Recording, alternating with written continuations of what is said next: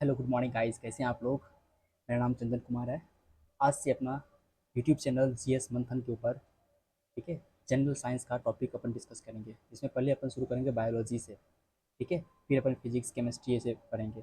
और यहाँ पे अपन बेसिक से लेकर एडवांस तक का चीज़ों को पढ़ेंगे, ठीक है। सारा मैक्सिमम चीज़ें एनसीईआरटी बेस्ड रहेगी, ठीक है, जो कि different different general competition exam के लिए काफ़ी ज़्यादा इंपॉर्टेंट है, ठीक है। तो प्लीज़ आप नोट्स रखें साथ में, और जो जो यहाँ पे हाईलाइटेड पॉइंट्स है, इंपॉर्टेंट पॉइंट्स है जो मैं बोलता हूँ यहाँ पे, आप उसको लिखें।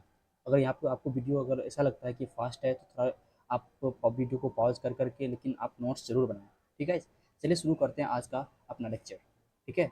आज का अपना लेक्चर है जीव विज्ञान, बायोलॉजी, ठीक है। अगर हम बायोलॉजी का बात करते हैं तो बायोलॉजी जो है ये दो शब्द से मिल के बना हुआ है, ठीक है गाइस।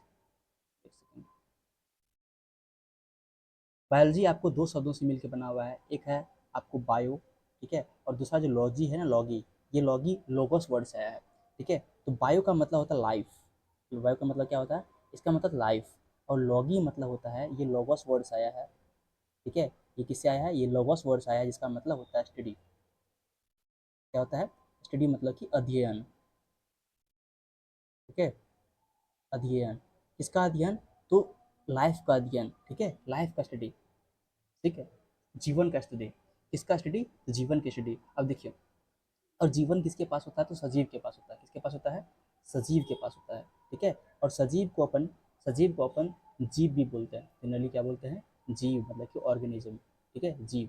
तो जीवों का जो अध्ययन है, जीवों का जो लाइफ है, उसका जो जीवन है, उसका स्टोरी, उसका अध्ययन, ठीक है, वो अपन पढ़ते हैं बायोलॉजी के अंदर।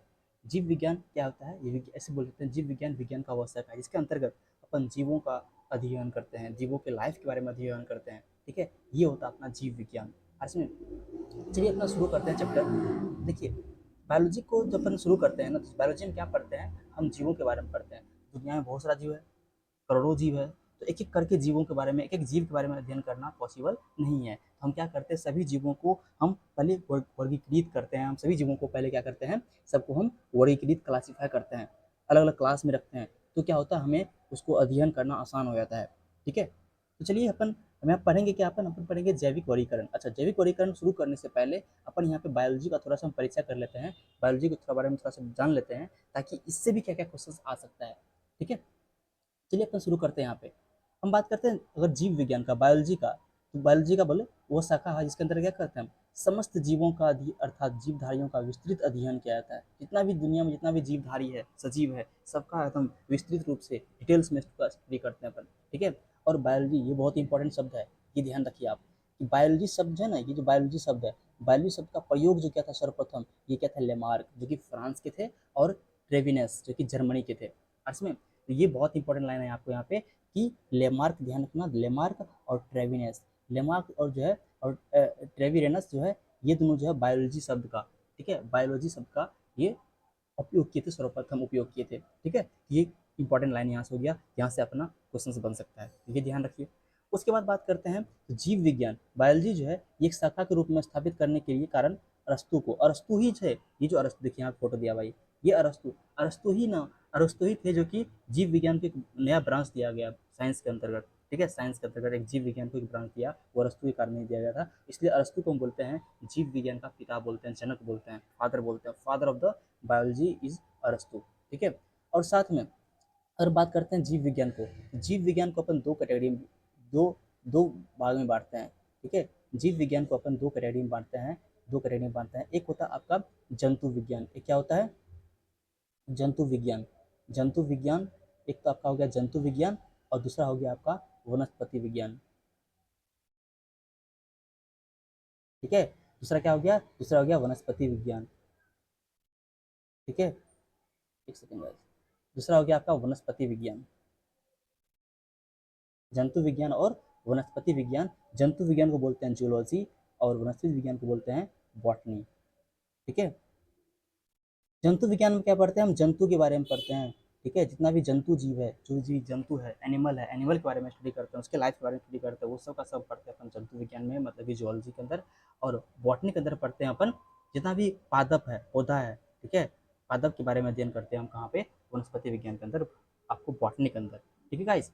तो हम क्या करते हैं यहाँ पे, ये जो जंतु विज्ञान है इसको अपन बोलते हैं जूलॉजी। क्या बोलते हैं इसको? जूलॉजी। जूलॉजी बोलते हैं। और वनस्पति विज्ञान को बोलते हैं बॉटनी। ठीक है। और ये जो जूलॉजी है इनका फादर भी अरस्तु ही है। अरस्तु को हम जीव विज्ञान के फादर बोलते हैं। ये जीव विज्ञान का भी जनक है। ठीक है, ये जीव विज्ञान का भी जनक है। साथ में आपका जो है जंतु विज्ञान का भी जनक है अरस्तु आपका। जंतु विज्ञान का भी जनक कौन कहलाता है? अरस्तु को कहते हैं। ठीक है, तो यह ध्यान रखिए।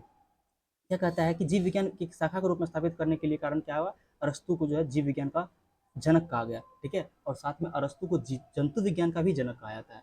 जंतु विज्ञान जो है, जंतु विज्ञान का भी जनक किसको कहा जाता है? आप अरस्तु को ही कहा जाता है, अरिस्टोटल को कहा जाता है। अरस्तु में उसके बाद अगर बात करते हैं, उन्होंने एक पुस्तक लिखा था हिस्टोरिया एनिमेलियम। ठीक है, हिस्टोरिया एनिमेलियम नाम का बुक कौन लिखा था? अरस्तु लिखा था। और हिस्टोरिया एनिमेलिया नाम के बुक के अंदर, ठीक है, बुक के अंदर जो है लगभग 500 जंतुओं का वर्णन किया। वो कितना? लगभग 500 जंतुओं का वर्णन किया हिस्टोरिया एनिमेलिया के अंदर। तो हिस्टोरिया, आपको क्वेश्चन यहाँ से पूछेगा हिस्टोरिया एनिमेलिया बुक किसने लिखा था? ये बुक किसने लिखा था? तो आंसर क्या देगा? अरस्तु ने लिखा था। उसके बाद बात करते हैं यहाँ पे थियोफ्रेस्टस। ये देखिए, ये थियोफ्रेस्टस, ये थियोफ्रेस्टस है फोटो। ये थियोफ्रेस्टस जो है, ये थे मतलब वनस्पति विज्ञान के जनक। इनको बोलते हैं बॉटनी के जनक बोलते हैं। ये भी एक बुक लिखे थे। उनका बुक का नाम था हिस्टोरिया प्लेंट्रम। क्या नाम था? हिस्टोरिया प्लेंट्रम नाम का बुक लिखा था। ये इन्होंने हिस्टोरिया प्लेंट्रम नाम का बुक लिखा था। कौन, किसने? ये थियोफ्रेस्टस ने। और थियोफ्रेस्टस को हम बोलते हैं वनस्पति विज्ञान का जनक बोलते हैं। ये इंपॉर्टेंट है। तो इतना से ये था इंट्रोडक्शन ऑफ बायोलॉजी। बायोलॉजी का ये इंट्रोडक्शन, बायोलॉजी के इंट्रोडक्शन से 4 क्वेश्चन, 5 6 क्वेश्चन पूछ सकता है। पहला क्वेश्चन तो ये पूछेगा बायोलॉजी शब्द का उपयोग सबसे पहले कौन किया था? तो ये क्या था? लेमार्क और ट्रेविनस रेनस ने। ठीक है, उसके बाद पूछेगा कि बायोलॉजी का जनक किसको बोलते हैं? तो जीव विज्ञान का जनक बोलते हैं अरस्तु को। जीव विज्ञान का 2 शाखा होता है, एक होता है वनस्पति विज्ञान, एक होता है आपका जंतु विज्ञान। जंतु विज्ञान के पिता किसको बोलते हैं? जनक किसको बोलते हैं? ये भी अरस्तु को ही बोलते हैं। और वनस्पति विज्ञान के जनक किसको बोलते हैं? ये बोलते हैं थियोफ्रेस्टस को। और अस्तु ने एक बुक लिखा था जेंड्रा प्लेंट्रम, जिसके अंदर 500 जीव जंतुओं का वर्णन किया था। और आपका थियोफ्रेस्टस जो है, ये भी बुक लिखे थे। उनका नाम था जेंड्रा प्लेंट्रम। प्लेंट्रम प्लांट, वनस्पति, तो थियोफ्रेस्टस याद रखना, जेंड्रा प्लेंट्रम। ठीक है, जेंड्रा प्लेंट्रम थियोफ्रेस्टस ने लिखा था। जेंड्रा एनिमेलिया लिखा था अरस्तु ने। ठीक है, ये था कुछ इंट्रोडक्शन, ये सब सामान्य परिचय अबाउट बायोलॉजी, बायोलॉजी के बारे में। ठीक है, आगे अगर हम बात करते हैं, आगे हम बात करते हैं कि अगर बात करते हैं सजीव। ठीक है, सजीव का जो गुण है, एक सेकंड गाइस।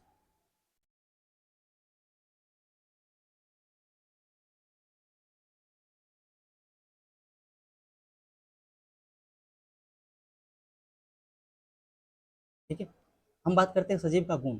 देखो, सजीव का जो कैरेक्टरिस्टिक, तो लिविंग ऑर्गेनिज्म क्या क्या कैरेक्टरिस्टिक्स है जिसके बेस पे हम किस किस गुण के आधार पे हम पदार्थ को सजीव बोलेंगे, निर्जीव से अलग करके सजीव बोलेंगे उसको।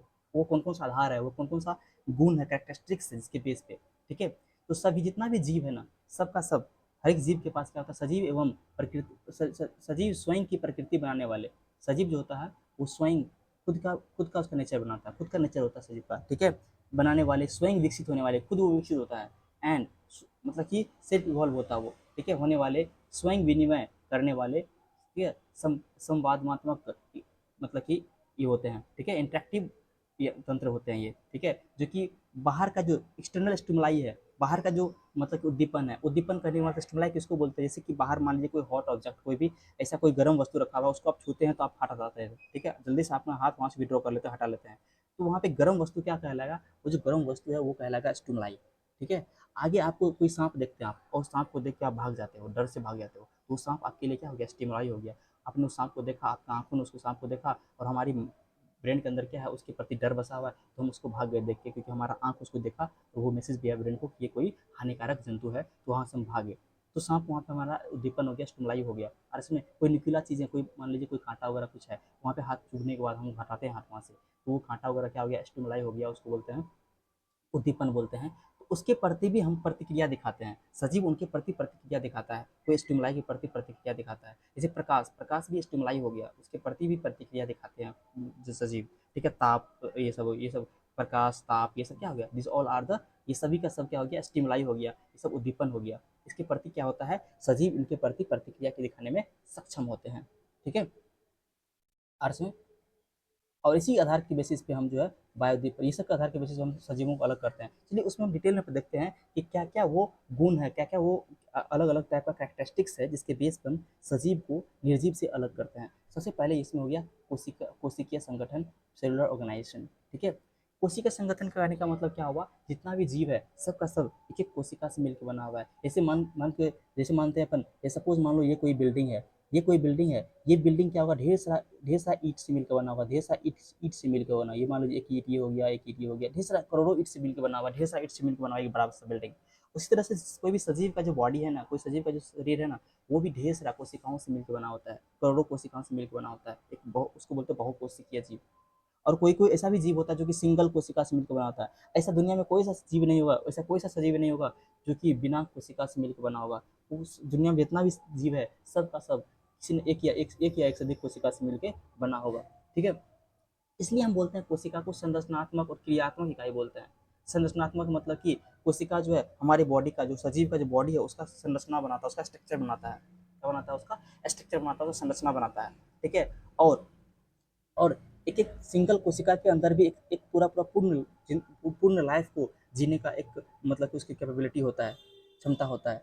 उसको बोलते हैं एक कोशिकीय जीव, जिसमें कि एक कोशिका के अंदर वो सारा क्रिया चलता है जो कि एक जीव को जिंदा रहने के लिए जरूरी है। तो एक कोशिका के अंदर वो सारा फंक्शन हो सकता है, इसलिए उसको क्रियात्मक इकाई भी बोलते हैं।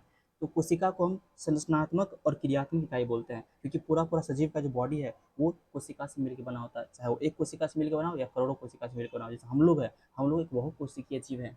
अर्थ में पहले क्या होता है, हम लोग बहुकोशिकीय जीव में क्या होता है, पहले कोशिका, ये हो गया सेल मतलब कोशिका, कोशिका से हम उत्तक बनाते हैं, टिश्यू बनाते हैं। क्या बनाते हैं, टिश्यू बनाते हैं, उत्तक बनाते हैं। और उत्तक से बनता है अंग, उत्तक से क्या बनता है, अंग। और अंग से बनता है अंग तंत्र, अंग से क्या बनता है, अंग तंत्र बनता है। अर्थ में अंग तंत्र, ये हो गया ऑर्गन सिस्टम। और अंग तंत्र से बनता है पूरा जीव, एक जीव का निर्माण होता है। अर्थ में तो देखिए यहाँ पे सेल, सेल से टिश्यू, टिश्यू से ऑर्गन, ऑर्गन से ऑर्गन सिस्टम से पूरा पूरा ऑर्गेनिज्म, पूरा पूरा जीव बना। जैसे कि यहाँ पे देखिए सेल है, इसे टिश्यू बना, इसे ये अमाशय है, अमाशय से देखिए ये लीवर अमाशय है, या छोटी आंत बड़ी आंत, ये सब मिलकर पाचन तंत्र बनाया।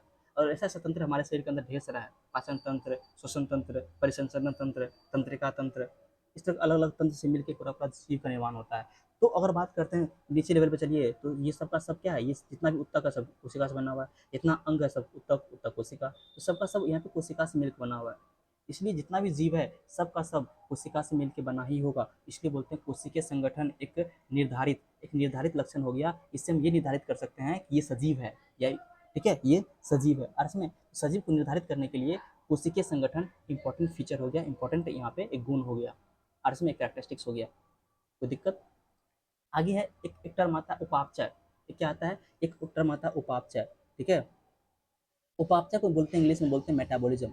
मेटाबॉलिज्म क्या होता है, हमारे शरीर के अंदर, हमारे बॉडी के अंदर, हमारे सेल्स के अंदर, हमारे कोशिका के अंदर जितना भी बायोकेमिकल रिएक्शन होता है उसको बोलते हैं, बायोकेमिकल रिएक्शन को बोलते हैं जैव रासायनिक क्रियाएं। जितना भी हमारे अंदर जैव रासायनिक क्रियाएं चलता है, क्या होता है जैव रासायनिक क्रिया, जैसे कि हम जो खाना खाते हैं तो खाना हमारे अंदर डाइजेस्ट होता है, पचता है। ठीक है, अलग अलग इंजाइम के हेल्प से वहाँ पे केमिकल रिएक्शन चलता है हमारे शरीर के अंदर। ठीक है, वो जो हमारे शरीर के अंदर केमिकल रिएक्शन चलता है वो बायोकेमिकल रिएक्शन है, क्योंकि एक लिविंग बॉडी के अंदर एक सजीव जीव के अंदर, एक जीवी के अंदर जो है, एक लिविंग बॉडी के अंदर, एक सजीव जीव के अंदर जो है, शरीर के अंदर क्या होता है, जो केमिकल रिएक्शन चलता है उसको बोलते हैं जैव रासायनिक क्रियाएं। क्या बोलते हैं उसको, बायोकेमिकल रिएक्शन, उसको बोलते हैं बायोकेमिकल रिएक्शन। तो हमारे शरीर के अंदर जितना ये बायोकेमिकल रिएक्शन चलती है उनको एक साथ सारा बायोकेमिकल रिएक्शन को बोलते हैं उपापचय, मेटाबॉलिज्म। ठीक है, और मेटाबॉलिज्म दो तरह का होता है, इसको दो भाग में बांटते हैं मेटाबॉलिज्म को। इसको हम दो दो कैटेगरी में बांटते हैं, एक होता है उपचयन, एक होता है अपचयन। एक होता है उपचयन, उपचयन को बोलते हैं एनाबोलिज्म। एक होता है अपचयन, उसको बोलते हैं कैटाबोलिज्म। ये बहुत इंपॉर्टेंट लाइन बता रहे हैं आपको, पता है ये काफी ज्यादा इंपॉर्टेंट है, यहाँ से क्वेश्चन आता है। ठीक है, उपचयन मेटाबॉलिज्म जो है, अब उपचयन और अपचयन, उपापचयन को दो तरह से, उपापचय को दो तरह से, अपचयन, उपचयन और अपचयन। ठीक है, इसको बोलते हैं एनाबोलिज्म, एनाबोलिज्म, एनाबोलिज्म। और ये क्या हो गया, कैटाबोलिज्म। ये क्या हो गया, कैटाबोलिज्म, कैटाबोलिज्म।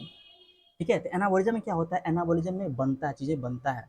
ठीक है, छोटी छोटी चीजें जो है, छोटी छोटी मॉलिक्यूल्स, अणु जो है वो मिलके बड़ा अणु बनाएगा। उपचयन में क्या होगा, एनाबोलिज्म में क्या होगा, छोटा छोटा अणु जो है बड़ा अणु बनाएगा। जैसे देखिए यहाँ पे, यहाँ फोटो दिए हैं अच्छा से, देखिए ये छोटा अणु है, ये क्या है, ये छोटा अणु है। देखिए ये छोटा अणु है, छोटा अणु जो है, ये छोटा अणु जो है, ये छोटा अणु मिलके यहाँ पे बड़ा अणु बना रहा है। क्या बना रहा है, ये बड़ा अणु बना रहा है। क्या बना रहा है, बड़ा अणु बना रहा है। और अपचयन में क्या होता है, अपचयन में क्या होता है, बड़ा अणु छोटा अणु बनाता है। जैसे देखिए यहाँ पे ये कोई बड़ा अणु है, ये क्या है, कोई बड़ा अणु है। और इसमें ये बड़ा बड़ा बड़ा कोई अणु है, मॉलिक्यूल्स है, जो कि ब्रेक हुआ, ये टूटा, टूट के छोटा छोटा अणु बन गया। यहाँ पे ये क्या हो गया, छोटा अणु बन गया, छोटा अणु बन गया।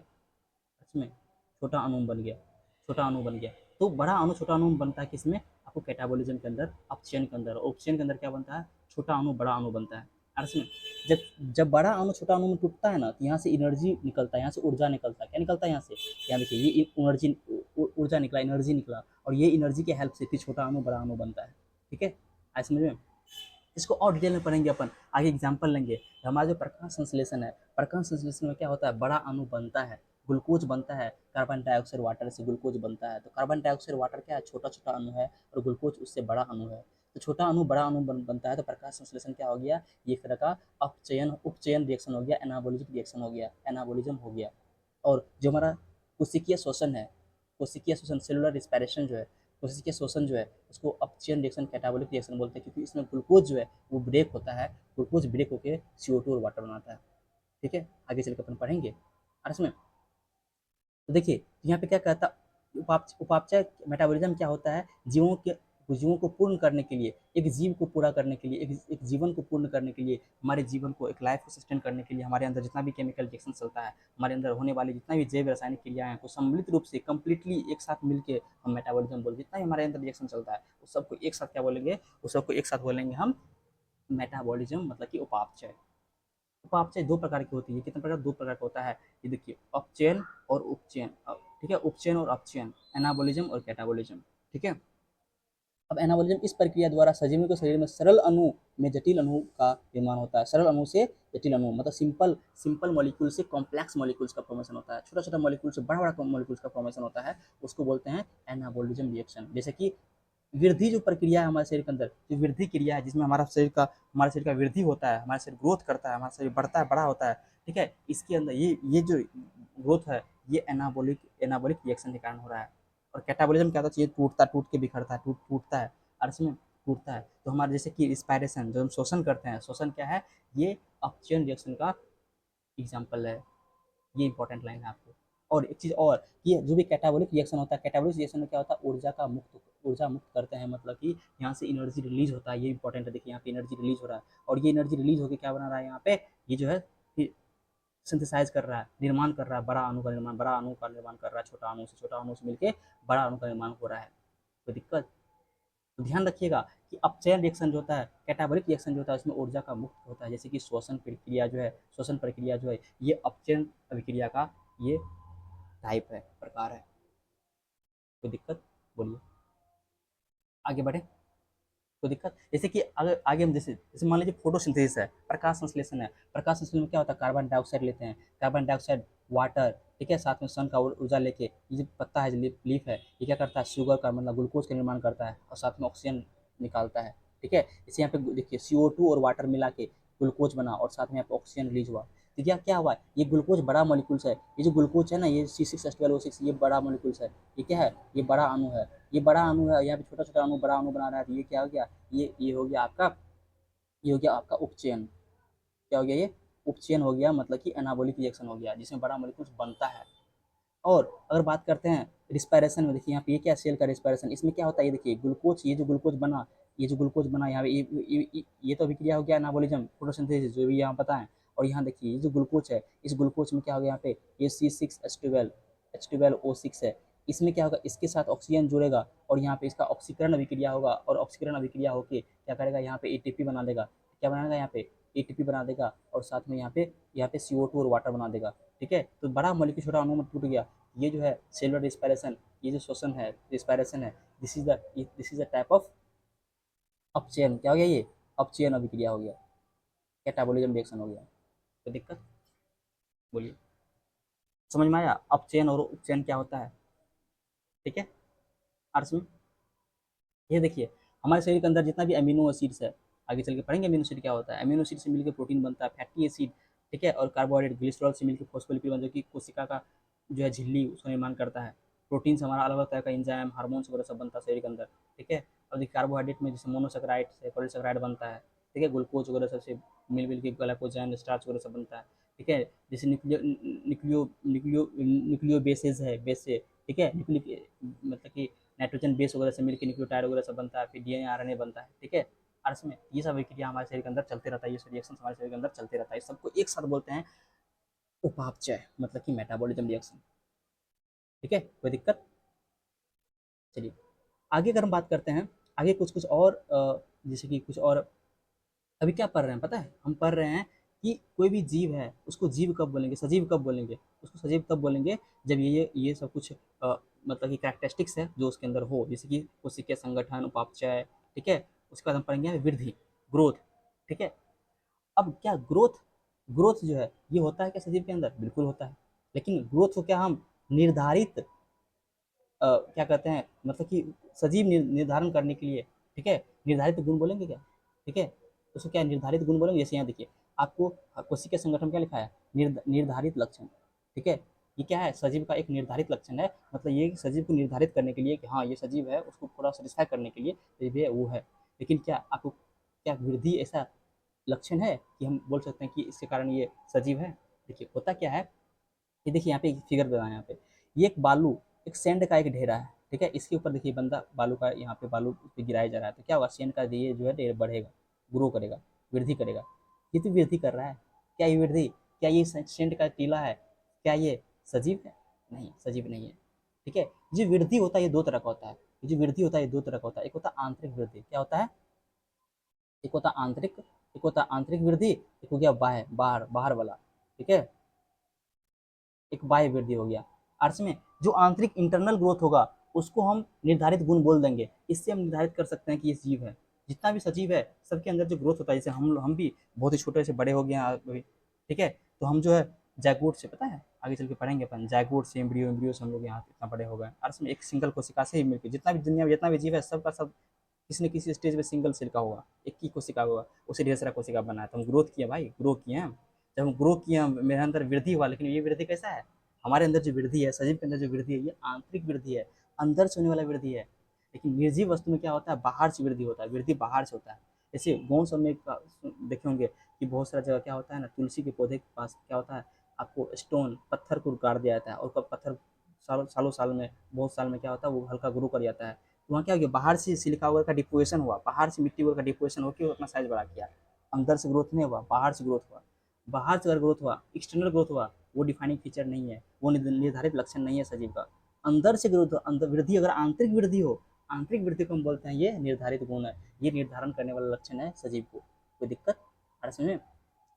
इस प्रक्रिया के अंतर्गत भोजन का उपयोग कर सजीव जो है नई कोशिका का निर्माण करता है और इससे वृद्धि होता है। जैसे देखिए क्या है, एटम से मिलकर अणु बनता है, अणु से मिलकर बड़ा अणु बनता है, मैक्रोमोलिक्यूल्स, उससे बनता है ऑर्गेनेल, ऑर्गेनेल मतलब कि कोशिकांग, उससे कोशिका बनता है, कोशिका से उत्तक बनता है, उत्तक से अंग बनता है, अंग से अंगतंत्र बनता है, अंगतंत्र से पूरा पूरा का जीव बनता है।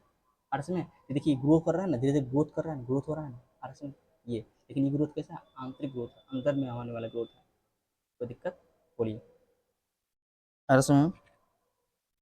आगे अगर हम बात करते हैं कि देखिए इसके बाद यहाँ पे एक चीज़ और समझ लीजिए, इसके अलावा जितना भी गुण पर है, अच्छा एक चीज़ और, अरे ये तो वृद्धि हो गया, वृद्धि तो हो गया अर्थ में, वृद्धि समझ में आ गया। अब एक चीज़ है प्रजनन, प्रजनन, क्या प्रजनन ऐसा लक्षण है इसके बेस पर अपन कह सकते हैं, प्रजनन के बेस पर हम क्या कर सकते हैं, कह सकते हैं क्या, क्या प्रजनन के बेस पर अपन कह सकते हैं क्या।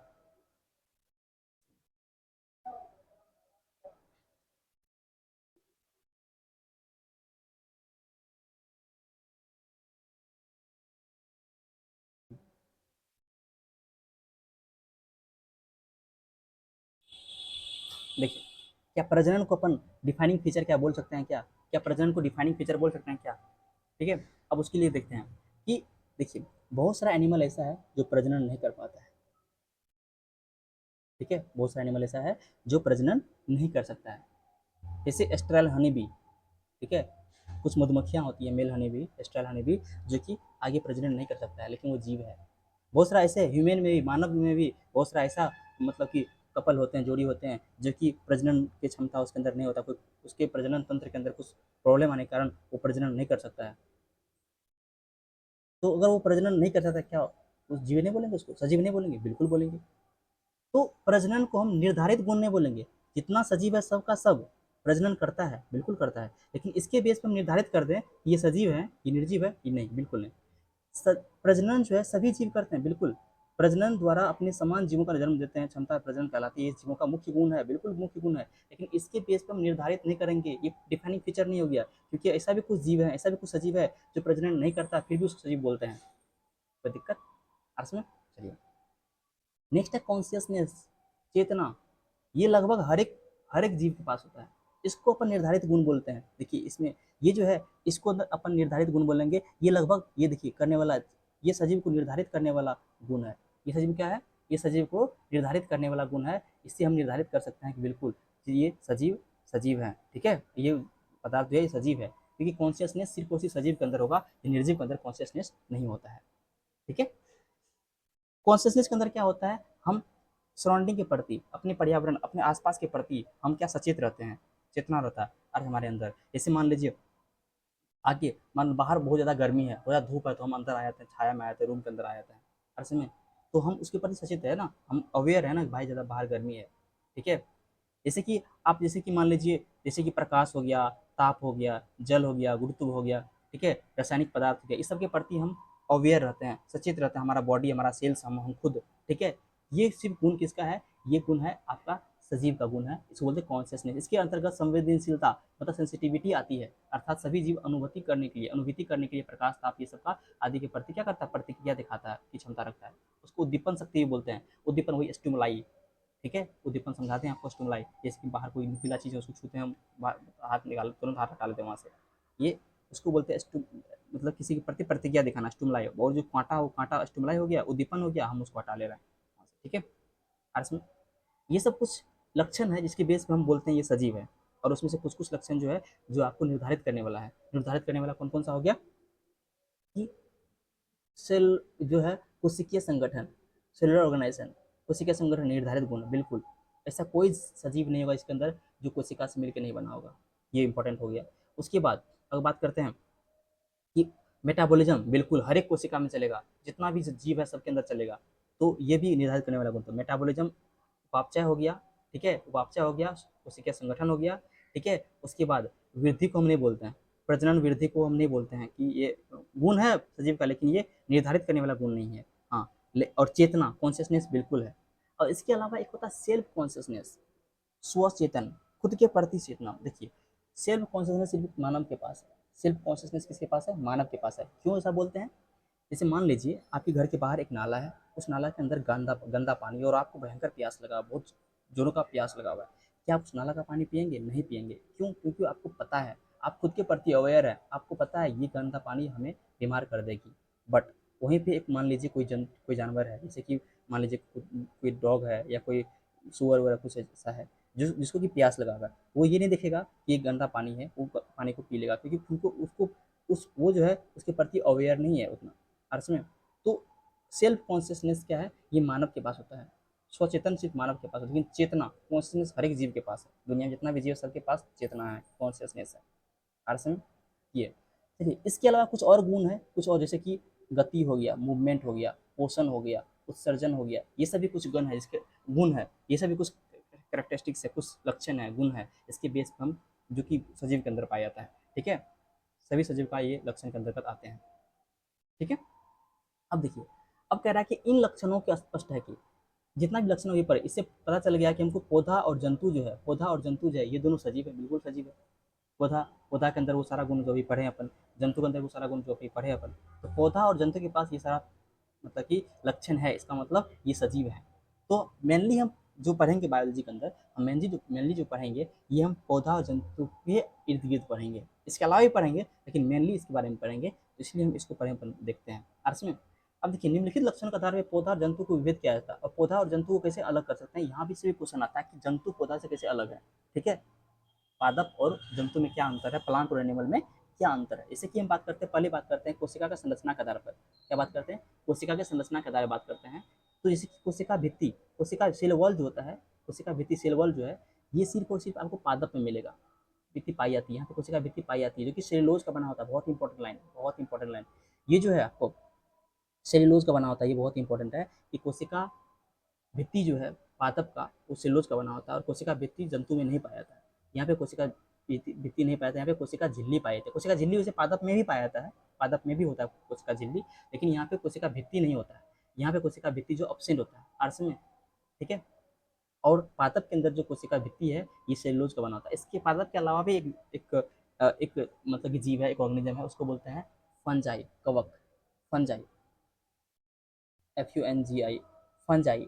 इसका जो कोशिका भित्ति होता है यहाँ पे काइटिन का बना होता है, CHITIN, आप कॉपी किसी कोना में लिख लो, काइटिन का बना होता है। जैसे यहाँ पे इसका सेल्यूलोज का बना होता है ना, इसी तरह से फंजाई का, कवक का जो होता है वो काइटिन का बना होता है, इसका कोशिका भित्ति। और जंतु में कोशिका भित्ति नहीं होता भाई, जंतु में कोशिका भित्ति नहीं होता। यहाँ पे कोशिका भित्ति ऑब्सेंट होता है, यहाँ पे अनुपस्थित होता है, कोशिका भित्ति यहाँ पे नहीं होता, यहाँ पे कोशिका झिल्ली होता है। पादप में बाहर से कोशिका भित्ति होगा, उसके अंदर कोशिका झिल्ली होगा, लेकिन जंतु में जो है बाहर कोशिका झिल्ली होता है, ठीक है, आर्स में, इसके कोशिका के अंदर। हम बात करते हैं क्लोरोप्लास्ट। तो क्लोरोप्लास्ट का बात करते हैं तो पादप के अंदर क्लोरोप्लास्ट पाया जाता है, उपस्थित होता है, और क्लोरोप्लास्ट के अंदर क्लोरोफिल पाया जाता है। क्लोरोप्लास्ट के अंदर क्या होता है, क्लोरोफिल पाया जाता है आर्स में, जो इसी कारण पादप जो है, पत्ता जो होता है, पौधा का जो पत्ता होता है, पत्ती होता है, वो क्या होता है, हरा कलर का होता है, इसी कारण होता है, ठीक है। और इसमें क्लोरोप्लास्ट अनुपस्थित होता है, जंतु में क्लोरोप्लास्ट नहीं होता है, ठीक है। चलिए आगे बात करते हैं राजधानी, वैक्यूल्स। वैक्यूल भी एक ऑर्गेनेल्स है, एक ऑर्गेनेल्स है, एक कोशिकांग है, कोशिका के अंदर होने वाला, रहने वाला, ठीक है। पादप के अंदर जो राजधानियां होती है, वैक्यूल होता है, ये बड़ा होता है, क्या होता है, ये बड़ी राजधानियां होता है। यहाँ पे वैक्यूल बड़ा होता है, किसके अंदर, पादप के अंदर। और इसके अंदर सेल सैप पाया जाता है, कोशिका द्रव पाया जाता है, और साथ में यहाँ पे जो है मतलब कि कुछ वेस्ट मटेरियल, कुछ जो मतलब कि अवशिष्ट पदार्थ है, कोशिका का अवशिष्ट पदार्थ, कोशिका के अंदर जो उपापचय रिएक्शन चलता है, मेटाबॉलिज्म चलता है, उससे जो बनने वाला जो कुछ वेस्ट प्रोडक्ट है, उसको भी जो पादप कोशिका जो है रसधानिया के अंदर, मतलब वैक्यूल्स के अंदर क्या करता है, स्टोर करके संचय करके रखता है आरस में। और यही बात करते हैं जंतु कोशिका के अंदर, जंतु कोशिका के अंदर, ठीक है, ये जो उसकी तुलना में, पादप की तुलना में छोटा, बहुत ही छोटा राजधानी पाया जाता है, लेकिन बहुत ही छोटा, निग्लेजेबल मान सकते हैं उसको, ऐसे बोल सकते हैं कि अनुपस्थित रहता है, पाया जाता है, बहुत ही छोटा पाया जाता है राजधानियाँ आपको किसमें, जंतु कोशिका के अंदर आरस में। उसी तरह से एक और कोशिकांग है उसे तारक तारक काय बोलते हैं, उसको सेंट्रोसोम बोलते हैं। सेंट्रोसोम हेल्प करता है कोशिका के विभाजन में, ठीक है, जो कि पादप में अनुपस्थित होता है, पादप में ये नहीं पाया जाता है, लेकिन आपको जंतु में अक्सर ये पाया जाता है, कुछ पादप में ये नहीं पाया जाता है, जबकि जंतु में अक्सर ये पाया जाता है, जो कि कोशिका के विभाजन में सहायता करता है। ये कुछ सेलुलर स्ट्रक्चर हो गया, ये कुछ सेल्स का स्ट्रक्चर हो गया, जिसके बेस पे हम जो है पादप और जंतु को अलग अलग करते हैं, समझ में, ठीक है। चलिए आगे हम बात करते हैं, कुछ और चीज़ें हैं, कुछ और विशेषताएं जिसके आधार पर हम पादप कोशिका को, पादप और जंतु को अलग करेंगे, जैसे कि पोषण, न्यूट्रिशन का बात करते हैं, पोषण का बात करते हैं। तो पादप जो है, पादप के अंदर जो है ये स्वपोषी होता है, पादप के साथ स्वपोषी होता है, ये अपना भोजन खुद बनाता है, स्वपोषी होता है ये, ठीक है, अर्थ में इसको प्रकाश संश्लेषण द्वारा खाना बनाता है ये, ठीक है। जंतु जो है किसी दूसरे पौधे पे या अन्य जंतु पे निर्भर करता है, इसको बोलते हैं परपोषी, दूसरे पर आश्रित रहने वाला ऐसा पोषण के लिए, आर्ट्स में उसको बोलते हैं परपोषी। इसका जो अपवाद एक्सेप्शन है वो है यूग्लिना, क्या है, यूग्लिना, ठीक है। यूग्लिना जो है ये ऐसा जीव है जो कि परपोषी भी है और स्वपोषी दोनों होता है, परपोषी स्वपोषी दोनों होता है यूग्लिना, आर्ट्स में। इसको पढ़ेंगे अपन, ये प्रोटिस्टा का मेंबर है, आर्ट्स में। आगे पढ़ेंगे जो वर्गीकरण पढ़ेंगे ना, अभी मेन चैप्टर पे आए नहीं, अभी जो हम इंट्रोडक्शन ही पढ़ रहे हैं, ठीक है। अब ये मेन चैप्टर जो है हमारा मतलब कि जीवों में वर्गीकरण, ठीक है, ये जो पढ़ेंगे अपन, इसके अंदर पढ़ेंगे पूरा पूरा जीव जगत को, जितना भी जीव है दुनिया में, सबको 5 किंगडम में बांटे हैं अर्थ में। उसके अंदर देखेंगे प्रोटिस्टा किंगडम होता है, उसके अंदर यूलिना को रखते हैं, और ये जो है ये आपको परपोषी स्वपोषी दोनों तरह काम करता है, ठीक है, समय समय पर ये परपोषी और स्वपोषी हो जाता है, प्रकाश संश्लेषण भी करता है ये, और फिर दूसरे जीवों पर निर्भर भी करता है, ठीक है। यूग्लिना, ध्यान रखिए, यूग्लिना एक कोशिकीय जीव है, एक यूग्लिना क्या है, ये एक कोशिकीय जीव है, इसको डिटेल में अपन आगे पढ़ेंगे, ठीक। उसके बाद बात करते हैं गति का, मोशन का, मूवमेंट का। तो पादप मूवमेंट नहीं करता, पादप कोई गति दिखाता नहीं है, पादप के अंदर कोई गति नहीं होता, वो मृदा सॉइल में स्थिर होता है, ये एक जगह स्थिर रहता है, प्लांट एक जगह स्थिर रहता है, वो मूव नहीं करता है, अपना पोजिशन चेंज नहीं करता वो, ठीक है। अपवाद में है शैवाल, एल्गी, कुछ एल्गी है जो अपना पोजिशन चेंज करता है, ठीक है, वो पानी के साथ साथ तैरता है, शैवाल हो गया, क्लेमाडोमोनास हो गया, ये एक कोशिकीय एल्गी है इसमें, परंतु पत्तियों एवं कलियों में हल्का संचार होता है। हाँ, प्लांट अपना जगह चेंज तो नहीं करता, लेकिन प्लांट की पत्ती और कुछ कलियां, मतलब कुछ तना वगैरह से क्या संचार होता है, फूड पार्टिकल्स वगैरह सबका, ठीक है, वाटर वगैरह सबका, लेकिन मूव नहीं करता। प्लांट से बोलेंगे एक जगह से अपना पोजिशन चेंज वो नहीं करता, तो पता है, सिंपल है।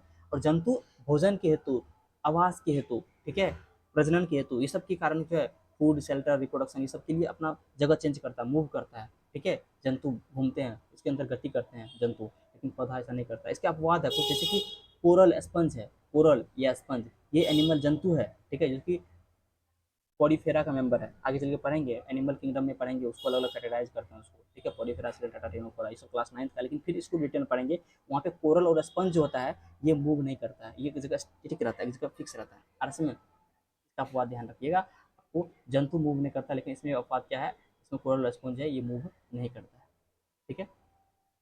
आरस में कोई दिक्कत। अब एक और टर्म आता है वृद्धि, वृद्धि क्या, अब बात करते हैं पादप में वृद्धि, बिल्कुल वृद्धि तो होता है। पादप के अंदर एक होता है विभोजक क्षेत्र, मेरिस्टेमेटिक जोन, जो पादप के टिप पे होता है, प्लांट के टिप पे होता है। इसे मान लीजिए ये प्लांट है, ठीक है, ये क्या है, प्लांट है, ये प्लांट है, इसका ये लीफ है, ठीक है, प्लांट का ये लीफ है। अर्थ में इसका जो ये वाला पोर्शन होता है ना यहाँ पे, इस रीजन में क्या मेरिस्टेमेटिक जोन होता है। अर्थ में इसके अंदर क्या होता है, मेरिस्टेमेटिक जोन होता है यहाँ पे, ये क्या विभोजक क्षेत्र, और यहाँ पे टिप पे, इसके भी टिप पे हो गया विभोजक। इसके कारण क्या होता है, ये जो सूट, इसको रूट टिप, जो जड़ है उसका जो टिप है उसके ऊपर, और जो तना है उसकी टिप के ऊपर, यहाँ दोनों जगह क्या होता है, विभोजक क्षेत्र होता है। और विभोजक क्षेत्र में क्या होता है, मेरिस्टेमेटिक जोन होता है, यहाँ पे मेरिस्टेमेटिक टिश्यू पाया जाता है, मेरिस्टेमेटिक सेल पाया जाता है, जो कि एक्टिवली डिवाइड करता है, अर्थ में बहुत जल्दी जल्दी डिवाइड करता है अर्थ में। इसी कारण क्या होता है, पूरा पूरा प्लांट के अंदर जो होता है पूरा जीवन काल वृद्धि होता है। प्लांट के अंदर क्या होता है, पूरे जीवन काल वृद्धि करते हैं प्लांट, पूरा जीवन काल, पूरा पूरा लाइफ साइकिल, प्लांट का इतना लाइफ साइकिल है, पूरा पूरा लाइफ साइकिल अपना वृद्धि करते रहता है वो अर्थ में, मतलब कि ग्रोथ करते रहता है पूरा जीवन का, पूरा लाइफ साइकिल। लेकिन जंतु में ऐसा नहीं होता है।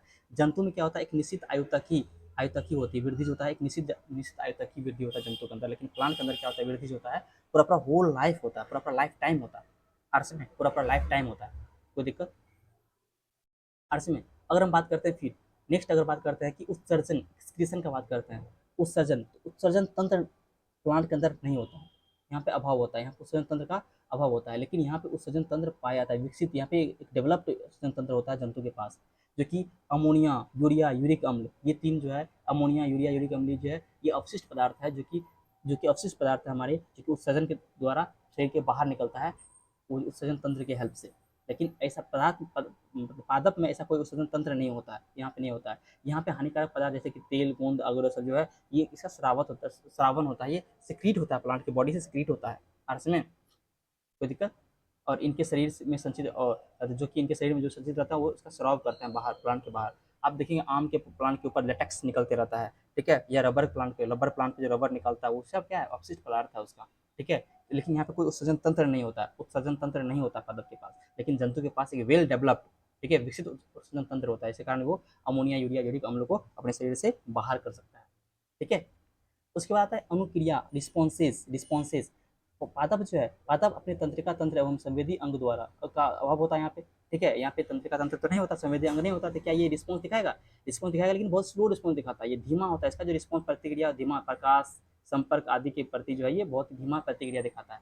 लेकिन जंतु जो है इसके अंदर विकसित तंत्रिका तंत्र है, ये संवेदी अंग पाए जाते हैं, जो कि उद्दीपन के प्रति, जो उद्दीपन स्टिमुलाई के प्रति जो है तुरंत अभिक्रिया दिखाता है, फास्ट अभिक्रिया दिखाता है। क्या करता है ये, फास्ट अभिक्रिया दिखाता है। जैसे कि मान लो हम किसी नुकीला चीज़ को छुए तुरंत हाथ निकाल हटा लेते हैं, ठीक है, कोई गर्म चीज़ है तुरंत हाथ से हटा लेता है, ठीक है। लेकिन पादप वगैरह प्लांट में ये धीमा प्रतिक्रिया होता है अर्थ में।